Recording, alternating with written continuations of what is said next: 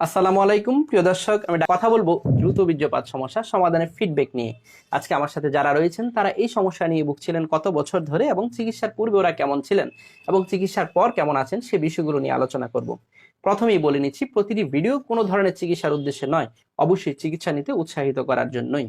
দিনের পর দিন একই সাথে থাকা হচ্ছে এবং সংসার চলে যাচ্ছে এবং সময় চলে যাচ্ছে, কিন্তু যৌন সমস্যার কারণেই দুজনের মধ্যে যদি একটা গ্যাপ সৃষ্টি হয়ে যায় বা দুজনের মধ্যে প্রতি যদি এ, আকর্ষণ বা ভালোবাসার জায়গাটা যদি কমে যায়, তাহলে সেটা অবশ্যই দাম্পত্য জীবনে একটা প্রভাব ফেলে, যা কোনোভাবেই উচিত নয়। যদি এই ধরনের সমস্যা থেকেই থাকে তাহলে অবশ্যই উচিত নিকটস্থ চর্ম ও যৌন রোগ অভিজ্ঞ অথবা বিশেষজ্ঞ চিকিৎসকের শরণাপন্ন হয়ে যাওয়া এবং রোগের কারণগুলো বের করে চিকিৎসা নেওয়া।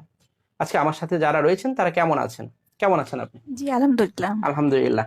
জি, আপনারা তো মূলত যে সমস্যা নিয়ে এসেছিলেন, আপনার হাজবেন্ডের যে সমস্যাটা ছিল দ্রুত বীর্যপাতের সমস্যা, জি, এবং এই সমস্যাটা নিয়ে উনি কত বছর ধরে ভুগছিলেন? দীর্ঘ 4 বছর ধরে। 4 বছর ধরে ভুগছিলেন, এবং এই 4 বছরে আপনাদের মেলামেশা তখন সময়টা কেমন হতো?